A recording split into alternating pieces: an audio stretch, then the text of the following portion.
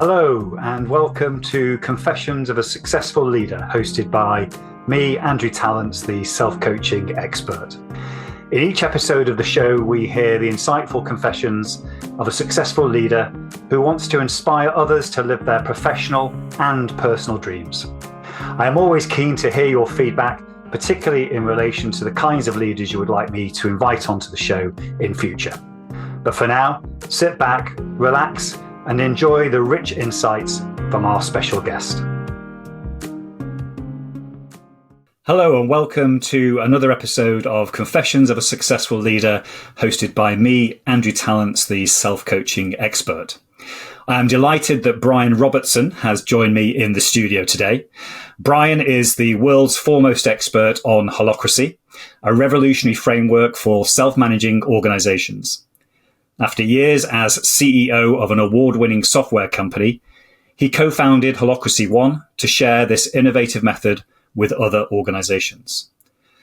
The Holacracy framework integrates the collective wisdom of individuals throughout an organization and offers a tool set for each person to enact meaningful change at any level of work.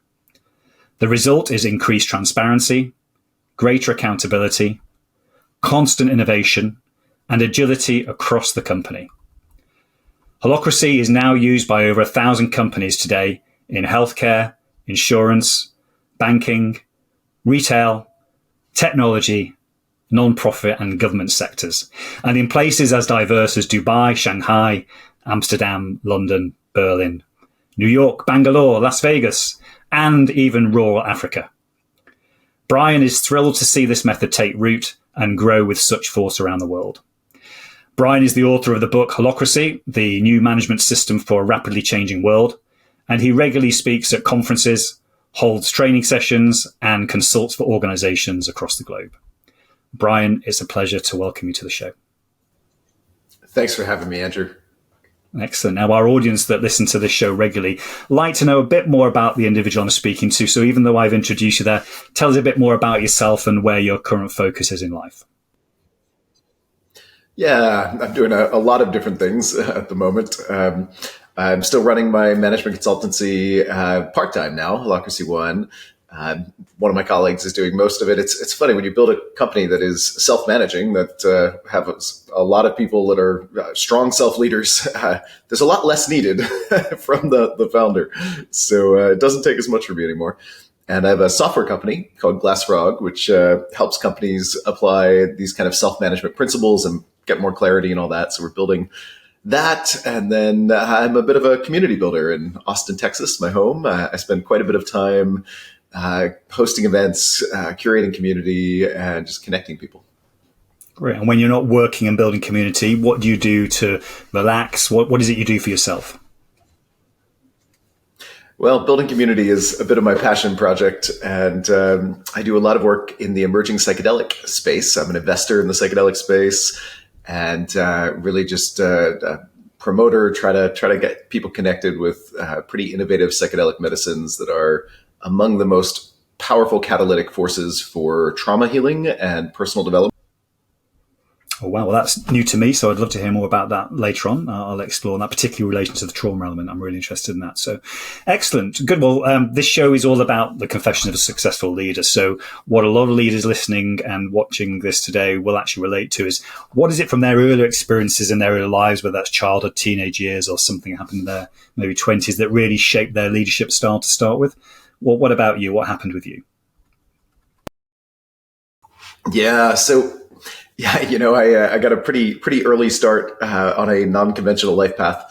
I've dropped out of pretty much every school I've ever been to, and it started way back in really middle school. Was the first school I actually dropped out of effectively, and I did end up going to high school, but just for a year, dropped out of that. But the whole time, I was in the public school system, and the way authority was used did not work for me. There was just a lot of energy towards just sit down and do what you're told, and I was curious and creative. I started coding. My background's in software development. I started coding when I learned to read at about 7 years old. And I would be making video games, and I loved learning, and somehow school got in the way. And then there were teachers that seemed to use power, use their authority, not for the benefit of the kids, but to feel good about their own authority. And I quite enjoyed challenging this in school. I got a seventh grade teacher fired after a long, long battle, which was, that was interesting. And, and I would end up skipping school, God, more days than not, starting around then, seventh or eighth grade. And just really challenging the whole system. It did not work for me. And instead of just kind of hiding in it or going with it, I fought back. For me, there was just a sense of, this isn't right. I should have more sovereignty than this system was affording me. And I was fortunate I was raised by my mother, who really, really supported me in that, and understood that my pushback and fighting the authority around me at that point was healthy for me. And in fact, it was. It shaped a whole lot of my future growth and development, was this kind of early relationship to authority, and an early recognition of, wait a minute, this authority doesn't feel right to me. It doesn't make sense to me, and it's not serving. And what I'm interested in there, I can relate to that totally. And even today, I sort of rebel against those kind of authority type establishments. But what were you finding in those years, particularly maybe teenage years, early 20s, about how you were showing up in various relationships, having that mindset? How was it supporting and maybe affecting you in relationships generally? Yeah, so I got an early start in the entrepreneurial world as well. So I started my first company when I was about 14, and it was a little online business. This is pre-internet days, early online networks, and I was making $25 an hour, which I thought was a fortune. I grew up dirt poor on welfare. $25 an hour for a 14-year-old was great. But my first real business was, I was 20 when I founded that company. It was a software company, and that one actually grew and became a significant business with a bunch of employees. And but at the time, that background had me averse to authority, including my own. I was so hesitant to be like those teachers when I was younger that I wouldn't own my power. I wouldn't own my authority. And with that, if you're not owning your authority, it's hard to own your leadership, right? And now there's an upside to that too. I would use a lot of consensus building techniques. I'd give everyone lots and lots of voice, and there's a lot of good that comes from that, a lot of beauty. But on the other hand, there's also a shadow side of that. And I see this in businesses today all the time, where leaders aren't comfortable owning their own authority. So they're inclusive. They defer to others. And again, there's so much. I mean, that was part of the success of that company, but it was also the shadow I had to learn and overcome. Because when I'm not comfortable leading something and saying, no, I'm going to make a decision about this, right? Because I didn't want to step on others' toes, or I didn't want to end up using kind of dominating authority over them in a negative way. I was also shying away from some of my own leadership.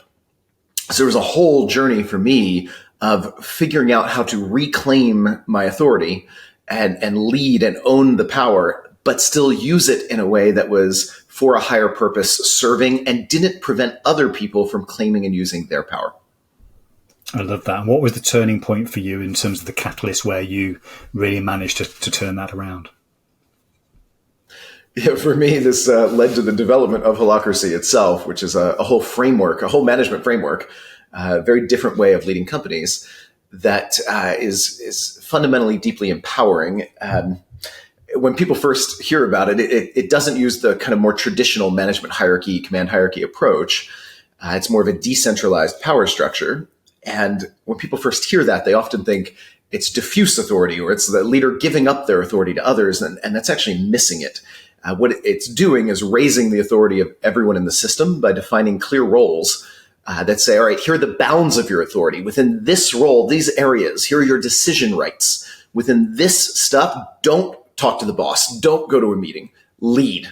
Use your power and own it. And if someone else is impacted negatively by it, there are processes that the framework puts in place so they can show up and say, hey, that use of authority is getting in my way of doing my work. I actually need some more authority, or you to have a constraint on your authority. So together we can kind of navigate what's the right authority structure for each of us so that everyone can step up and not hesitate to really use power. And it's ironic for me, this kind of core childhood, I'll say wound, but it was as much a blessing as a wound, right? This formative experience of really painful use of authority that first led me to shy away from using my own, ultimately led me to developing a system, a framework to define what is healthy use of power and authority and where are the bounds on it. Because that's what I found missing in companies, right? It was, you didn't have that. The bosses either didn't own and lead their authority or overdid it and stepped on others' toes, and then others couldn't really step up and take authority. And it took years of experimentation. And the turning point was really saying, you know what? I'm going to experiment. I turned my software company into a laboratory. And we just went out and tried every new process, method, decision-making system, anything we could find to try to say, how can we all use more power together with less negative consequences of that power on each other? And about 6-7 years of experimentation like that led to the framework that is now called Holacracy that's now spread all over. Yeah, absolutely. And one thing I was really interested in, I read your book, and I also read Reinventing Organizations by Frederick Laloux, of which there are some similar concepts there. So have you ever worked alongside that in terms of organization, in terms of his thinking and some of his models, or is it something completely separate? Oh, no, it's totally related. His book, he writes about Holacracy in his book. He came to my training when he was studying to write his book. He's a good guy. The best way to capture the relationship, it's funny, his book was written after mine, but it's actually more of a prequel. His book covers the category, the principles. My book gives a concrete framework of practices to get there. So Zappos was one of the companies that adopted Holacracy and also distributed Reinventing Organizations to everyone within the company. And Tony, the CEO at the time, he captured the relationship by saying, teal, which so Reinventing Organizations uses this color-coded system and talks about, teal as a paradigm. Tony says, teal is the goal, Holacracy is the way, right? So Reinventing Organizations paints this picture of a wildly different paradigm and a really beautifully effective one. But until Holacracy came along, there was no tangible framework or set of practices to get you there. So every company had to literally reinvent organization itself. How do we organize? Which took us about 10 years ultimately of experimentation to figure that out. And the same is true with all of the examples he writes about in that book. It was usually a decade of experimentation to get there, which is a kind of a commitment. And Holacracy comes along and says, here's a framework, right? Here's a set of practices. You can still customize it and tweak it and all that, but here's a starting point so that you can get there in 6 months instead of a decade, and then from there you can build on top of it and customize it and tweak it. And so the two are so interwoven. They're just, one is the big category and principles, Reinventing Organizations. The other is the concrete set of practices. Yeah, and I encourage the audience to read both. I think they're both great reads in terms of the future of organizations and where we're going. So building on that, bear in mind you were right in it and experimenting. Particularly, what as CEO and leader within that kind of structure and way of being in an organization, what were your personal challenges in terms of you being able to really live that kind of system as CEO? Yeah. So the goal is effectively to make everybody kind of like the CEO of their piece of the company, right? As opposed to what we see in a lot of companies is a lot of deference, a lot of people deferring up the hierarchy, right? They go to the meetings or they defer to the group, which is, by the way, another way of hiding from your own power, right? They go to the meetings and socialize everything, make sure everyone's bought in before they do something. And oh my God, that slows down everything, right? And this is another form, I was guilty of this early in my career, another form of hiding from owning one's own power and authority in a system. We go to the group, make sure everyone's comfortable with it because we don't want to, step on toes, or sometimes we don't want to cause harm. It's a good instinct, right? But it's also a very expensive instinct. And what works a lot better is clarifying, when shouldn't I go to the meeting? So, Holacracy has practices in it that use meetings, for example, to clarify what should you not bring to a meeting? What should you actually just go and lead on your own? And when should you actually show up and talk to someone else or whatever? This changes the relationship to power of pretty much everyone in the system. In fact, that was for a while how we captured my company's purpose, was evolve humanity's relationship to power. Right? And it's for the person, say CEO in Holacracy, there's no one with that kind of, the conventional authority structure is different. So there's no one that has the kind of unbounded, unlimited authority of a CEO. Instead, we all have clear decision rights, clear authorities, and clear constraints and limits. Even the CEO or whatever, you may still use that title for the outside world, but inside the company, it's quite different. So for example, in my company, if I want to go, say, update our website, I don't have the authority, even though I'm the founder and effectively CEO equivalent we have, right? But I don't have the authority to go update the website. That's our website manager role's authority. And I need to check with them to make sure I'm not going to cause harm on the website, not just go and dump an update there. Now I have a lot of authority in my roles, as do they in their roles. It's a decentralized authority structure. And what that ends up doing is it's more like running a company full of business partners instead of full of employees. And this was another thing I realized early in my software company. I hate having employees. This probably goes back to that childhood upbringing, right? I hate having people looking to me, projecting their power on me, which is what people do. They project power up. I wanted a team full of people that behaved like business partners who just led together, right? And that's much more what I have. So now I feel more like one of the business partners in this thing. I am the founder. I have more significant roles. Some people have roles that are mopping the floors. Others have roles that are defining new business lines, right? Where our roles don't have necessarily equal impact or power, but within their area, they do. They're the CEO of their role. Love that. And that builds us on to, and why I'm really interested in your model and the way it's worked over the years is because I believe now that post-COVID, there is now more of an appetite for people to seek self-determination. Now, in return for that, it means they've got to take responsibility for their own roles in life, including whoever they serve in that sense. So I think it's a real opportunity now. But that means that as leaders and as CEOs, we need to make sure that we live that as well as we can by maintaining our presence to the relationship and the process and keeping away from negativity. So can you just share how over the years in this kind of system in particular, you've maintained that neutral positivity in relation to your service rather than being the spiral of negativity which many leaders fall into? Yeah. So one of the things I love that Holacracy does about this, there are processes it puts in place for teams to change their structure, change who's expecting what, who's accountable for what are the decision rights each person has. And the processes are kind of designed so that you can actually bring in negativity, because that happens, right? We all get frustrated. We all get really charged sometimes. And asking somebody to just hold that and transmute that just within themselves, I mean, that's great. Don't get me wrong. I love that. I try that, but it doesn't always work, right? Sometimes it's too much for us to even consciously notice how we've got this like little victim-y energy in us. And we're in that kind of complainant space instead of empowered space. So when we can't do that in ourselves, what we can have is a team process that kind of helps us transmute it.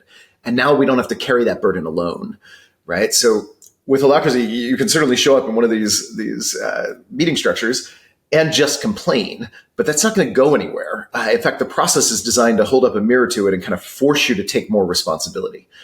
And I love this. I've used this now. I've facilitated this obviously with a lot of companies, and there's times where even the best founder or executive or whatever will come in with some frustration and charge, and like has in a little bit of victim energy, even just subtly, and they'll come and they'll dump something where they're expecting something from someone else, but Holacracy's focus is on clarifying structure and expectations. And sometimes what you're dumping on someone, the blame you're dumping or whatever, is actually not their explicit accountability, in which case the process kind of holds a mirror back up to you and says, well, look, we haven't clarified that. That isn't something that you have a right to expect of them. So what would you like to do as other than just complain? Do you want to propose that they get a new expectation? Do you want to request a project or an action from them? Right? Do you want to share some information with them? What do you want to do? So it kind of keeps pushing it back to you. What do you need? Even the way we start our like typical tactical meetings, we call them like a staff meeting. We don't just have topics that the boss leads. Everybody adds their own agenda items for something they want to get some focus on. And when it's your agenda item, it's your turn to address the tensions you're feeling about something. And we start by simply saying, what do you need? And it's up to you, whoever you are, even frontline employee, doesn't matter. Who are you? What do you need? What do you want to request? What do you want to own? If you just show up with a complaint or a frustration, that's fine. But the process, its facilitated process, is going to hold up that mirror, put it right back to you and say, well, look, here's what you can expect of others. We've clarified that. You can change that if you want, right? But you need to lead it and own it and not just dump judgment, right? And man, it's powerful to look in that mirror. I've watched so much personal growth. I had one woman came up to me in one of our trainings. She'd been doing this for like 6 months, actually not even at this point, 4 months in her company. And she was so excited. And she said, I get it now. And I said, well, this is great. What is it you get? And she said, I get what my therapist has been trying to teach me for years now about owning my sovereignty and autonomy in my partnership with my fiance. Instead of just, playing victim and dumping it on him or showing up codependent. He's been trying to get some stuff through to me and I haven't been getting it until doing Holacracy for 4 months and now coming to this training. And now I get it. I see my codependent patterns from this practice and I know how to step up and really own my part in the system without the codependency I had before and without just dumping judgment. And I love that years of therapy couldn't get her there, but in her company, in her business life, she was able to learn something fundamental about owning her leadership, her autonomy, and showing up with, without that codependent instinct that she had. And, when our companies can be a cauldron for personal development, I think that's good for the world. Let's build on what you were saying before about the link with reinventing organizations as well. And there are many CEOs out there who love the concept of what you're talking about. I've seen case studies, real success stories, and yet who they are and how they show up as a CEO gets in the way. So, for example, many of the CEOs I work with, you'll probably relate to this from people you've seen, sometimes really struggle to let go of being the expert when they become the CEO. And the leadership responsibility comes with it. They don't have all the answers now. Letting go of control, because they've always felt they've been in control of their career, but we really know that they've never been in control. And the final piece about this fact about being maybe mistrustful at times, and then suddenly Holacracy is all about trusting the people to lead themselves, etc. So just maybe talk to that a little bit about your own personal situation and what is it you found most challenging even now to operate within this kind of system? Yeah. So two challenges kind of spring to mind. I have a lot of empathy for people going through that. I've been there, and it's not easy. And sometimes there's these choices that just don't feel good in either direction. Like, for example, that not being the expert thing you talked about. There's a challenge when you're in the key leadership role, not even just CEO at the top, but department head or whatever. When you step into those kind of leadership roles, you have this terrible choice. Do you dial down your own expertise, wisdom, power, authority, all of that? Do you turn it down and not use it? You bite your tongue. You don't show up as fully because you want to leave space for others to find their power, to find their expertise, to find their voice. There's a lot of benefit in that. I mean, that's a beautiful choice, but it's also a terrible choice because now you're not using your own expertise and the company and the team is not benefiting as much from your expertise. But if you step up and just use your expertise, if you lead with your expertise all the time, then you're not giving space for anyone else to actually step up and find their own. And that's a terrible choice. So I felt this, do I dial myself down and lose some of my wisdom? The company will lose my wisdom. Or do I show up fully? And that feels good. I want to show up fully. Who doesn't? But then I'm disempowering others. And that's an awful choice.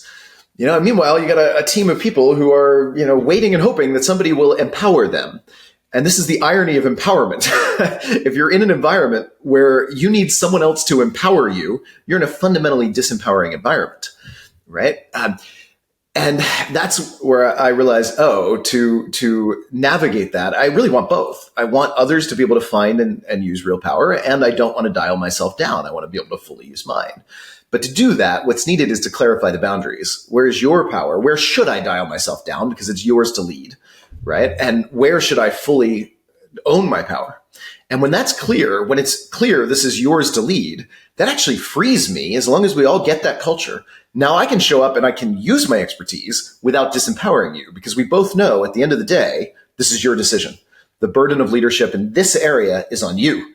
So I should be able to fully show up and give you all of my opinions, knowing you're not going to do the thing I'm saying because I'm the boss. You're the boss in this area, so you're going to lead.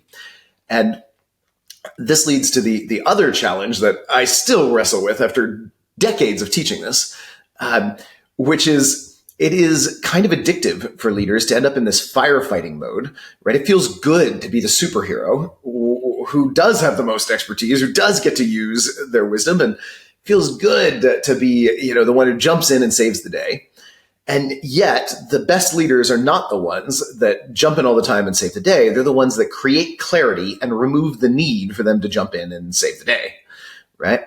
And these two go together. The best way I found to do that, to create clarity so that I don't need to jump in and save the day, is to take the thing that like something goes wrong or whatever, and instead of just solving it with all my expertise and wisdom, instead say, all right, what change in the structure or process here makes it so that I don't need to do this and somebody else can more fully lead this, right? And put in place that kind of organizational clarity, right? Put in place the kind of boundaries that say, oh, wait, here's where what we really need to expect of you. And then I can get out of the way and let you lead it. When you do that and you start clarifying where others can lead, now that also frees me to actually show up and use the expertise without just jumping in and doing it all and saving the day, right? Now I can advise you, I can give you suggestions and trust, this is yours to lead, and I'm not actually jumping in and being the superhero. And man, that's a hard discipline to get into, but it pays so many dividends. And it really relies on having some kind of framework. It doesn't have to be holacracy, but some kind of framework for organizational clarity, right? And anyway, this is a passion of mine. This is what my software company is all about. It's GlassFrog, it's called. And it gives a tool, not just for holacracy companies, but for any company to try to capture and evolve this kind of organizational clarity. Great. Well, that moves into my next question. I'm really fascinated to understand, you're young, you've got these great ideas, you want to change the world. So just paint a picture for our audience about what your vision of the future is and what your role is in that, Brian. Yeah. So our workplaces today, sadly, I think for a lot of people are sources of a lot of suffering. There's so many companies today that I talk to people and it just squeezes the life out of them in so many ways, and not from any one person's. Nobody wants that, right? No boss is showing up saying, "Man, how do I squeeze the life out of my team today?"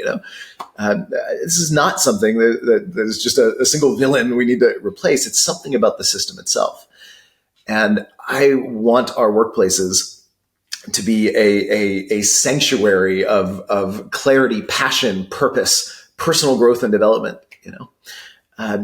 and to get there, people need help. They need frameworks, they need tools. The manager's job today in the complexity of today's world, I think is almost impossible without some kind of guide rails and support, tools, frameworks, something, right? We ask too much. We just throw a manager in and say, okay, make it all work.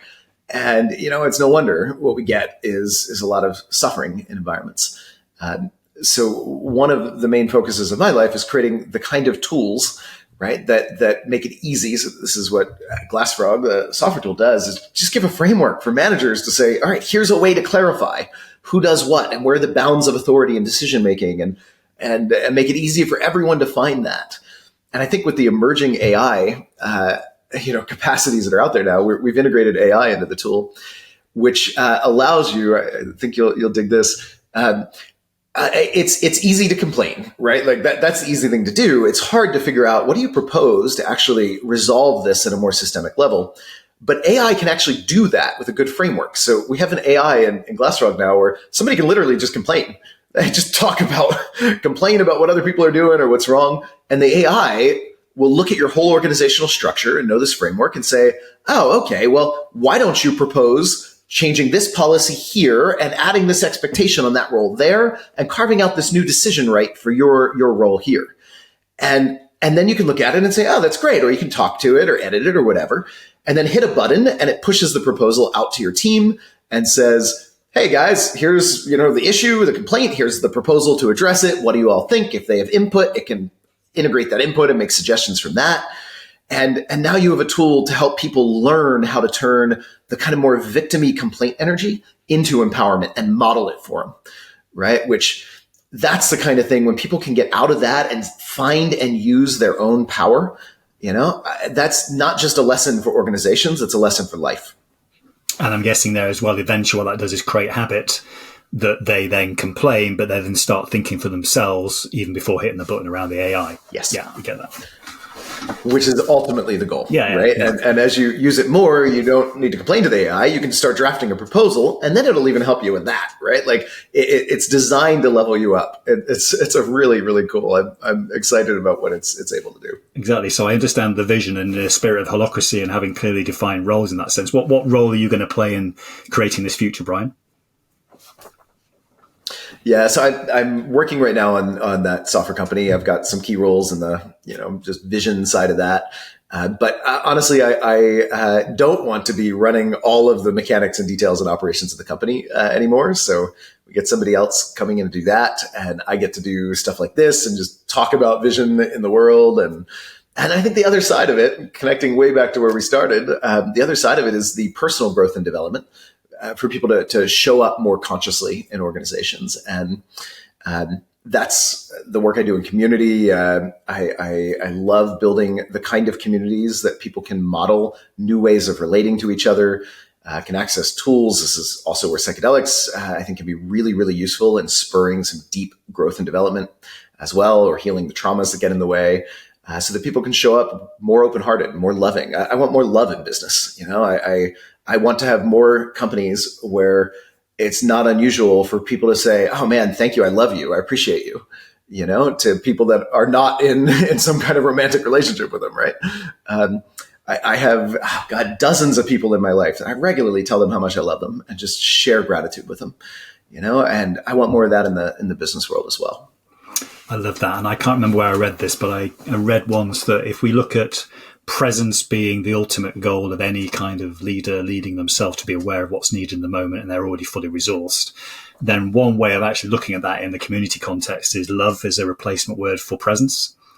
And I love what you said there. If we can actually be more loving in our relationships and be present, then the world's a better place. So with that in mind, one final question for you, Brian. All the people that have been listening to this, watching this, and they resonate with your story, they maybe resonate with the early part of your story around rebelling against authority or the trauma they've experienced and want to channel that in some way, making the world a better place and their place within it.